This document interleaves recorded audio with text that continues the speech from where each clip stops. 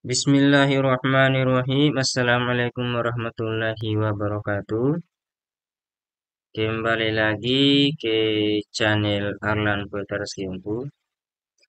Pada video kali ini saya akan berbagi tentang cara membuat SKP untuk penghulu ahli pertama. Langkah pertama, kita masuk dulu di akun kita masing-masing. Lalu kemudian kalau sudah login seperti ini, sudah masuk, maka silakan dicek data kita, mulai dari data pribadi sampai data atasan di menu profil. Kalau sudah sesuai, maka tinggal kita lakukan pembuatan SKP. Kalau tidak sesuai, bisa melakukan edit di situ. Nah, kalau sudah sesuai, kita langsung klik menu SKP, nanti tampilan seperti ini. Biasanya kalau baru pertama kali buat, di sini kosong. Nah, untuk menambahkan periodenya, maka kita tinggal pilih tambah periode. Lalu kemudian kita isi di sini periodenya, misalnya dari 1 Januari, 2 Januari, 1 Januari, tahun berjalan sampai dengan 30 Desember tahun berjalan. Nah, berhubung SKP yang saya buat ini adalah SKP CPNS baru yang diangkat di bulan Juli, maka di sini saya periode awalnya simpan bulan Juli. 2 Juli, mohon maaf, 2 Juli, 2 Juli. Kemudian pendekatannya kita isi pendekatan kuantitatif. Nah, kalau sudah diisi semuanya, kita tinggal pilih OK. Karena di sini saya sudah buat, maka saya close saja. Nanti kalau sudah selesai kita OK tadi, kita buat, nanti akan muncul tampilan seperti ini. Artinya status SKP adalah bentuk berat. Nah, berikutnya adalah kita masuk ke detail SKP untuk kita mengisi rencana hasil kerja. Detail SKP. Nah, di sini ini adalah SKP kita yang akan kita isi, dan di sini ini masih kosong, belum kita isi rencana hasil kerja dan seterusnya, belum kita isi. Nah, berikutnya adalah kita isi langsung di menu RHK di sini. Nah, untuk sasaran apa namanya rencana hasil kerjanya saya sudah siapkan. Ini bisa diambil di sini. Ruang lingkup kegiatan jabatan personal penghulu berdasarkan Kepada Dirjen nomor 63 tahun 2024. Bisa diambil di sini, silakan. Dan di sini saya sudah rangkum untuk rencana hasil kerjanya. Berikutnya adalah kita tinggal isi di SKP kita. Langkah pertama kita tambahkan dulu rencana hasil kerja. Kita klik saja tambah RHK, lalu muncul seperti ini. Artinya kita akan mengintervensi rencana hasil kerja dari atasan. Ini kita pilih sesuaikan dengan rencana hasil kerja kita. Kemudian untuk jenis RHK-nya, RHK utama. Rencana hasil kerjanya tadi sudah kita siapkan. Ini yang pertama.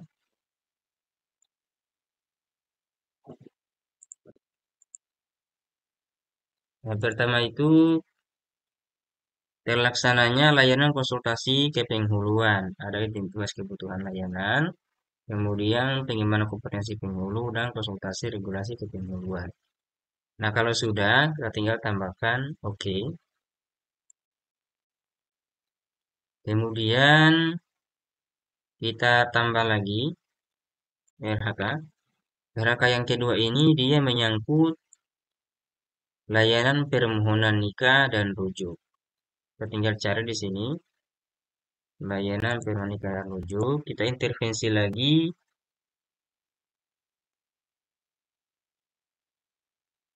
RHK dari atasan kita. Nah, ini. Kemudian jenis SKK-nya juga utama. Sebenarnya hasil kerjanya tinggal kita copy. Ini kalau teman-teman mau ikuti boleh, atau juga silakan sesuaikan dengan kegiatan kerja di tempat kerja masing-masing. Ini yang kedua. Kemudian kita oke lagi.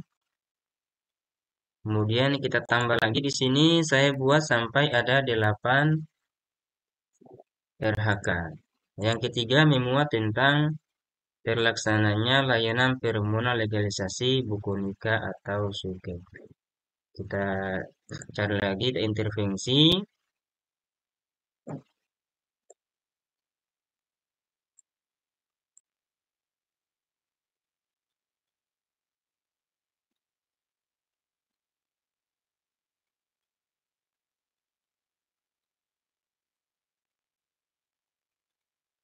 Kita cari, kita intervensi lagi.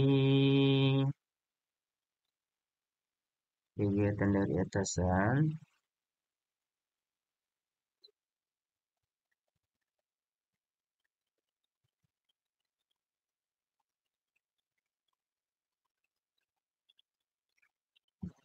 Kita cari.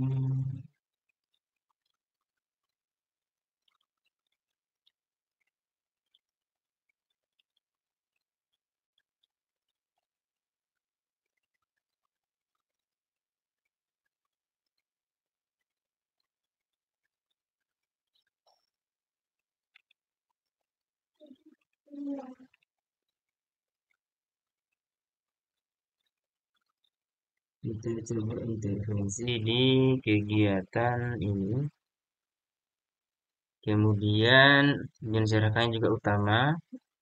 Untuk rencana hasil kerjanya kita ambil. Kemudian kita paste lagi di sini.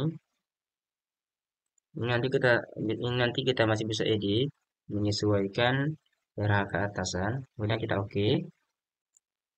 Kemudian RHK yang keempat itu terlaksananya layanan pencatatan akad nikah dan ikrar rujuk. Kita copy lagi. Kemudian kita cari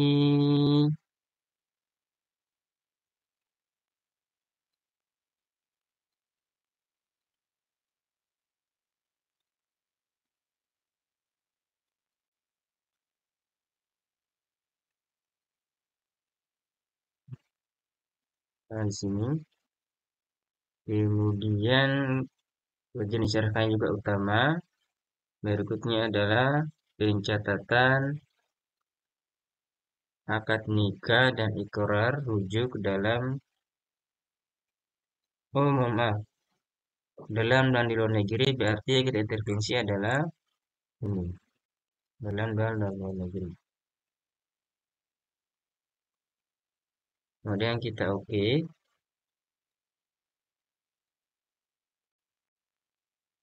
Berikutnya kita tambahkan lagi RHK yang ke-5.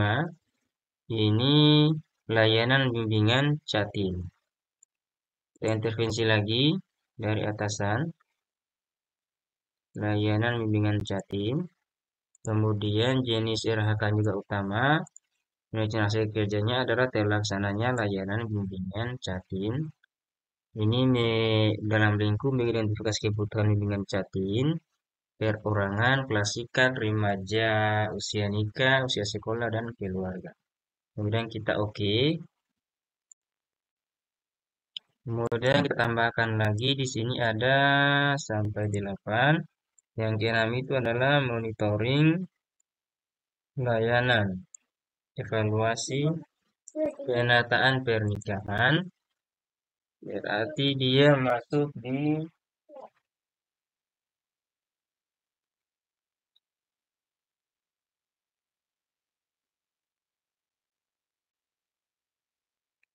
dia berarti masuk di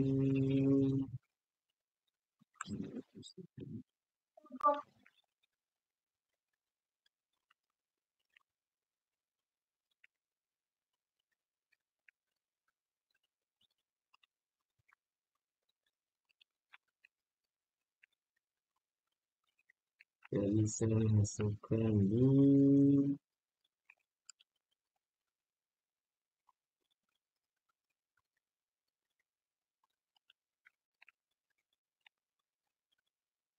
bisa di sini intervensi, kemudian utama, sedangkan kita pasti terlaksananya layanan monitoring, evaluasi, dan penataan pernikahan. Kemudian kita oke. Berikutnya adalah yang ketujuh.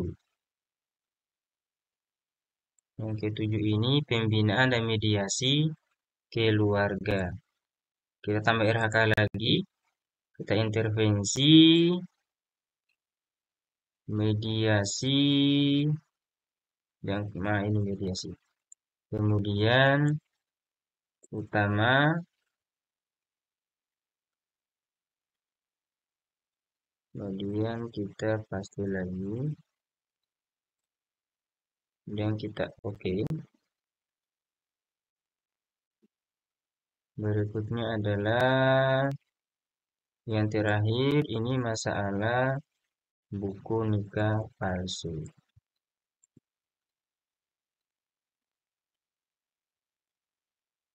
Nah ini ada intervensi lagi yang kita paste lagi. Kemudian kita oke. Nah, sudah selesai untuk kita isi rencana hasil kerja dan hasilnya ini. Ini masih bisa kita edit selama kita belum mengajukan kepada pimpinan. Ini masih bisa diedit. Nah, langkah berikutnya adalah kita akan mengisi indikator. Kalau kita sudah mengisi rencana hasil kerja, maka langkah berikutnya adalah kita mengisi indikator. Indikator rencana hasil kerja. Tambah indikator. Karena untuk aspek ini silakan disesuaikan dengan permintaan atasan. Biasanya digunakan adalah tiga, kuantitas, kualitas, dan waktu. Tapi kalau atasan hanya menggunakan kuantitas dan waktu, maka boleh saja. Mau tambah juga biaya, boleh. Nah, cuman karena atasan kami di sini menggunakan kuantitas dan waktu, maka cuma dua saja. Pertama kuantitas, tersedianya laporan kegiatan. Targetnya satu dokumen. Ini untuk target 6 bulan. Kemudian waktunya, ketepatan waktu, targetnya 6 bulan. Karena SKP ini untuk SKP dari bulan Juli. Kedua juga sama, kuantitas, tersedianya laporan kegiatan. Kemudian satu dokumen untuk target tahunan. Atau bisa mengisi 6 dokumen. Bisa. Artinya kumulasi dari bulan, misalnya tiap bulan buat laporan. Atau buatnya per triwulan tiap 3 bulan. Berarti di sini isi 2 dokumen. Bisa, silakan. Kemudian waktu, ketepatan waktu, target 6 bulan, sama. Ini juga tersedianya laporan kegiatan, targetnya satu dokumen. Nah, sesuaikan ya. Kalau mau buat dua dokumen bisa, buat juga 6 dokumen juga bisa. Untuk waktunya, ketepatan ketepatan waktu, targetnya 6 bulan. Sama juga di bawah, kuantitas, tersedianya laporan kegiatan, targetnya satu dokumen. Kemudian waktu, ketepatan waktu, targetnya juga 6 bulan. Kemudian yang kelima juga sama, tersedianya laporan kegiatan, Targetnya juga satu dokumen dibagi tahun untuk 6 bulan. Kemudian waktunya sama semua, ketepatan waktu 6 bulan. Di sini juga demikian kuantitas satu dokumen untuk waktunya ketepatan waktu juga 6 bulan. Kemudian kita oke. Ketujuh juga demikian kuantitasnya laporan satu dokumen. Kemudian kita oke. Untuk waktunya sama semua. Ketepatan waktu targetnya 6 bulan. Terakhir juga demikian laporan. Kemudian satu dokumen. Indikator kedua adalah indikator waktu sama ketepatan waktu dia juga 6 bulan. Jadi nanti tinggal sesuaikan saja. Kalau mau di sini 6 dokumen karena tiap bulan buat laporan boleh, atau 2 dokumen karena buat laporan tiap triwulan juga boleh. Atau walaupun tiap bulan buat laporan, tapi nanti buat laporan terbaru satu dokumen akumulasi dari 6 bulan kegiatan. Kalau sudah, ini selesai kita isi. Selesai kita isi. Mulai dari rencana hasil kerja, kemudian indikator, aspek, dan target. Langkah berikutnya adalah jangan lupa di bagian akhir. Ini, lampiran dukungan sumber daya, skema pertanggungjawaban, dan konsekuensi. Ini juga harus diisi. Di sini juga saya sudah siapkan. Saya juga siapkan di sini. Nah, ini sudah ada. Dukungan sumber daya di sini ada 6. Kita tinggal copy dan kita paste di sini. Dan jangan lupa tidak boleh diberikan nomor di sini. Jangan diberikan nomor 1, 2, 3 tidak boleh. Nanti dikasihkan saja enter seperti ini. Enter. Nanti nomornya akan otomatis terurut sendiri. Kita oke. Kalau sudah diisi kita oke. Silakan kalau mau diikuti, silakan ada SDM menu undang-undang dan lainnya sampai dengan peningkatan kecepatan internet. Kemudian kita oke. Nah, nomornya langsung otomatis muncul. Kedua adalah skema pertanggungjawaban juga kita sudah siapkan di sini. Nah, ini penghulu pertanggungjawaban kepada kepala KUA setempat. Kita paste di sini. Dan kita oke. Terakhir adalah skema pertanggungjawaban. Konsekuensi, mohon maaf, konsekuensi. Juga di sini sudah ada, sudah siapkan. Konsekuensinya ada pembinaan, teguran, surat peringatan, dan sanksi sesuai dengan kadar perbuatannya. Kita copy lagi, kemudian kita paste di sini. Sudah selesai. Kalau sudah, ini ingat tadi jangan diberikan nomor, nanti dia otomatis muncul sendiri. Kemudian kita oke. Nah, sudah selesai untuk pembuatan SKP. SKP penghulu, itu target 6 bulan. Dan mulai dari pengisian rencana hasil, kemudian aspek indikator, sampai dengan lampiran sudah selesai. Nah, langkah berikutnya adalah kita tinggal ini. SKP kita masih dalam bentuk draft. Maka langkah berikutnya adalah kita tinggal ajukan kepada pimpinan. Kalau pimpinan setujui, langkah berikutnya kita bisa lanjut ke SKP triwulan 1, 2, 3, 4, dan 5. Atau kita bisa langsung nanti mengisi bukti dukung di triwulan akhir. Pilih saja ajukan seperti ini, lalu kemudian kita ajukan. Kalau sudah yakin, maka silakan pilih OK. Kalau masih mau edit, maka silakan edit dulu. Silakan diajukan supaya pimpinan bisa menyetujui. Nanti di sini akan berubah menjadi SKP persetujuan. Demikian untuk cara buat SKP penghulu. Semoga bermanfaat. Lebih dan kurang mohon dimaafkan. Wassalamualaikum warahmatullahi wabarakatuh.